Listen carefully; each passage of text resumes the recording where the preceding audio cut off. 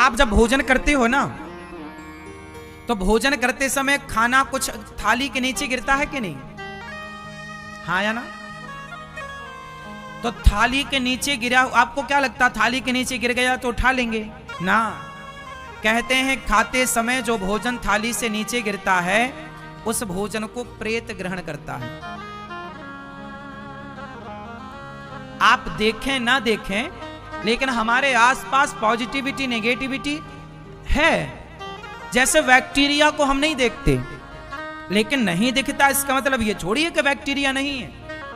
Corona को हमने नहीं देखा कि सफेद है कि काला है कि गोरा, लेकिन नहीं दिखा, पर ऐसा तो नहीं कि नहीं था, था। आपके हाथ में बहुत सारे बैक्टीरिया हैं, आपको नहीं दिख रहे हैं, इसका मतलब ये छोड़ी कि नहीं जी नहीं दिख रहे हैं मतलब नहीं है। माइक्रोस्कोप से देखिए आप, सब दिखेगा आपको। उसी तरह हनुमान चालीसा में क्या लिखा है? भूत पिशाच निकट नहीं आवे महावीर। तो भूत पिशाच निकट नहीं आवे क्या मतलब है? भूत पिशाच होते हैं तब तो लिखा है, नहीं होते तो लिखने की क्या जरूरत थी? तुलसीदास जी को हनुमान चालीसा में होते हैं तब ना लिखा है। तो याद रखिएगा कि हमारा खाया हुआ अन्न इसलिए ऐसा खाओ कि थाली से जूठन ना गिरे। कुछ लोग तो ऐसा गलत खाते हैं कि खाते खाते ऊपर मुंह से ना कुछ दाने चावल के, कुछ रोटी का कण नीचे जमीन पर गिर जाता है। ये बहुत गलत है। इस तरह से खाने से केवल दरिद्रता ही आएगी। इस तरह खाने वाला व्यक्ति दरिद्र होता है, और जो दरिद्र हैं आप देख लेना वो ऐसे ही खाते होंगे, इसलिए दरिद्र हैं।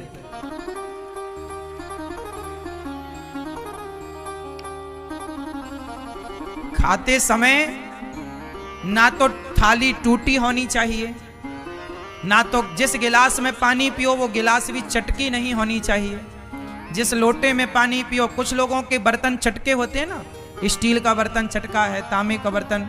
माताएं जिस बर्तन में दाल बनाती हैं वो भी चटका है। नहीं, चटके बर्तन का प्रयोग नहीं करना, उससे दरिद्रता का वास होता है।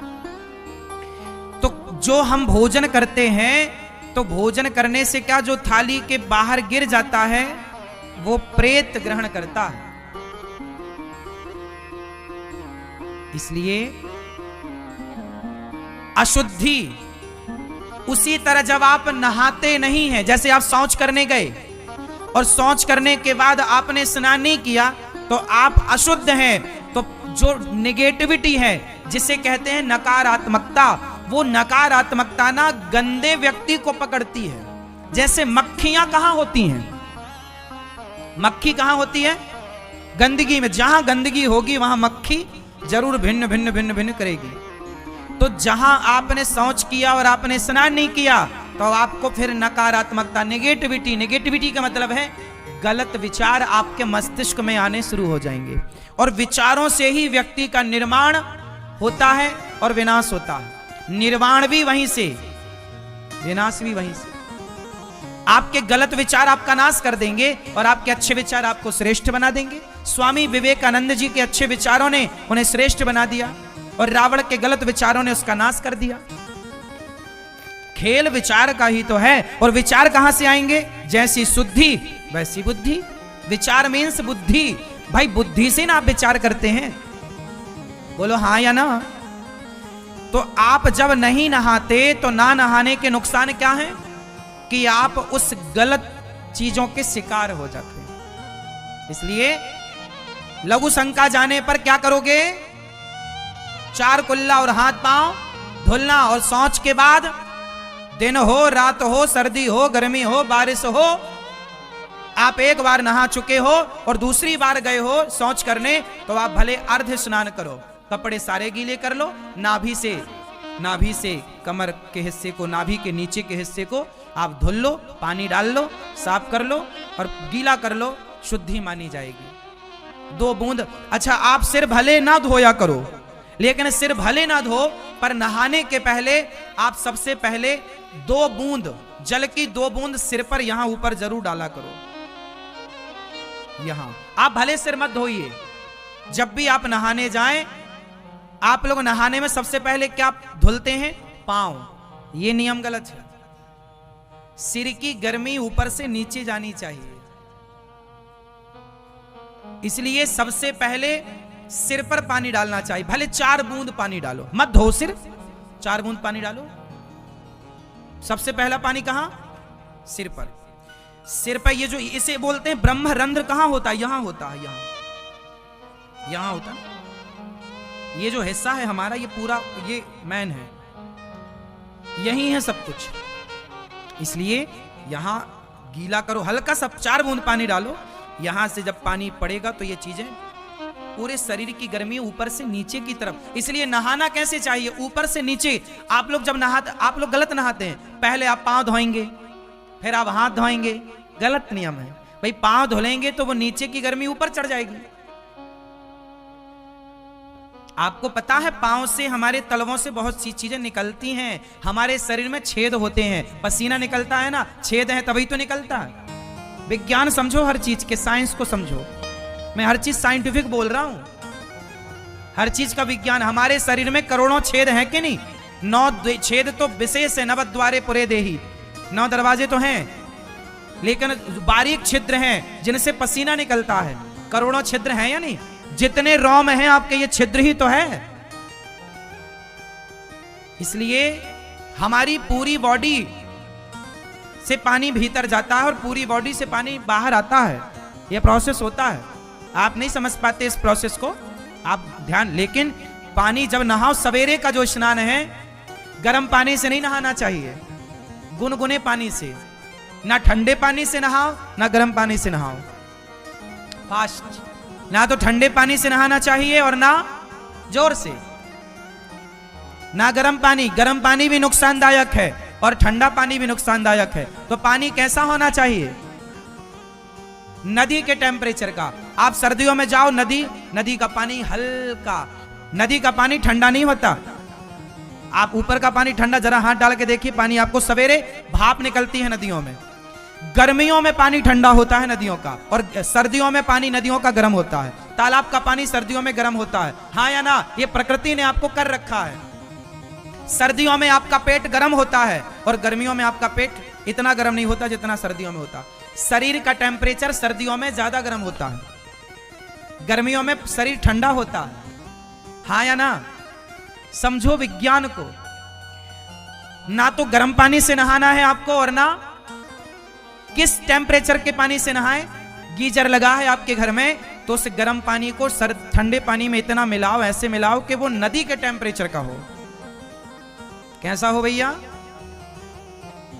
नदी या तालाब के पानी बिल्कुल सामान्य, मतलब सिंपल। छोड़ो, जैसे बोर का पानी निकलता ना ताजा, आप मशीन चालू करो, बोरिंग आपके घर में, तो बोर का पानी कैसे निकलता है?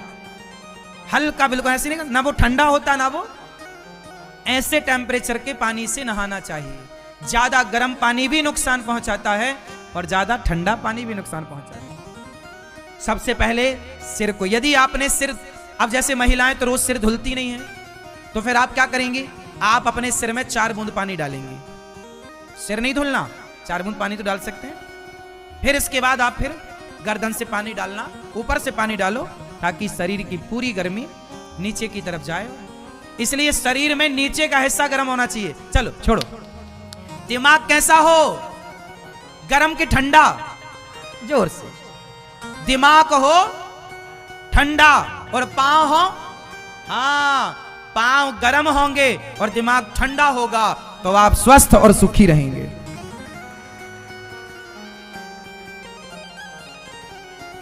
दिमाग हो ठंडा कब? जब पानी पड़ेगा। तो तुम दिमाग तो धुलती नहीं हो, तो गर्म है, और पांव धुले जा रही हो, तो पांव आक्रमण सिकुड़े बैठे, भैया बड़ी ठंडी, काम नहीं करेंगे आज, छुट्टी है। पांव गर्म रखो। पांव गर्म का मतलब है काम करते रहो। और दिमाग को, हाँ, कमरे में तो एसी लगी है पर दिमाग में हीटर जल रहा है। दिमाग हो ठंडा, वाणी हो नरम और पांव हो गरम। वाणी कैसी हो? नरम, और पांव हो, तो पांव, यहां सिर की गर्मी पांव में जाएगी तो पांव को एक्टिव करेगी। ये जो उठने घुटने का दर्द है ना, ये सब ठीक करेगा। गर्म, आप लोग मानो ना मानो साहब, लेकिन टेम्परेचर से लोहा कमजोर और मजबूत होता है। पता है आपको? लोहार लोहे की कुल्हाड़ी बनाता है, कुदाली बनाता है, तो आपने कभी लोहार को देखा होगा? वो लोहे को भट्टी पर डाल के गर्म करेगा और गर्म करके तुरंत पानी में डालेगा। क्यों डालता है, जरा आप बताओ क्यों? क्योंकि लोहे को गर्म करके पानी में डाल देने से लोहा मजबूत होता है। जितनी बार तपाओगे, अब ये आइडिया लोहार को है, मुझे नहीं है, ऐसे टेम्परेचर में लोहे को रखा जाए कि वो लोहा, एक ऐसा टेम्परेचर है जिस टेम्परेचर में लोहा मजबूत होता है, और एक ऐसा भी टेम्परेचर है जिस टेम्परेचर में रख देने से लोहा कमजोर हो जाता है। उदाहरण, गन्ने से बनता है गुड़। बोलो हां, बोलो हां या ना, हां या ना। गन्ने से बनता है गुड़ और गन्ने से बनती है शक्कर। गन्ने से बनता है गुड़, और तो गुड़ होता है सांवला लाल, शक्कर सफेद कैसे होती है? टेम्परेचर का खेल है। गुड़ को कम टेम्परेचर में, गन्ने के रस को कम टेम्परेचर में पकाइए तो गुड़ बनेगा, और जरूरत से ज्यादा टेम्परेचर पर पकाइए तो वो शक्कर हो जाएगी। और इतना जरूरत से ज्यादा टेम्परेचर होता है कि वो शक्कर फिर आपके स्वास्थ्य के लिए, गुड़ स्वास्थ्य के लिए अच्छा है, शक्कर स्वास्थ्य के लिए अच्छी, क्योंकि टेम्परेचर इतना कि उसके सारे तत्व समाप्त हो गए। खेल टेम्परेचर का है। चाहे लकवा क्या है, पैरालिसिस क्या है, शरीर के टेम्परेचर को मैनेज ना करना ही लकवा।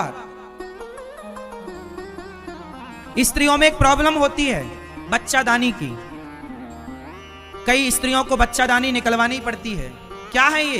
टेम्परेचर का खेल है। शरीर में अधिक गर्मी हो जाने से बच्चेदानी की समस्याएं पैदा होती हैं, अधिक गर्मी हो जाने से। तो टेम्परेचर मेंटेन करके रखिए, चाहे घर का टेम्परेचर हो, चाहे पत्नी का टेम्परेचर हो, चाहे पति का टेम्परेचर हो, चाहे खुद की बॉडी का टेम्परेचर हो, टेम्परेचर मेंटेन करना सीखिए। ठीक है? तो कौन कौन शौच करने के बाद स्नान करेगा आज से? हाँ, मैया आप नहीं नहाओगी मेरी माँ? नहा लेना मेरी माँ। और शौच के बाद, लघु शंका के बाद 4 कुल्ला और 5 हाथ। शुद्धि जैसी शुद्धि वैसी, हाँ बोलो राधे राधे।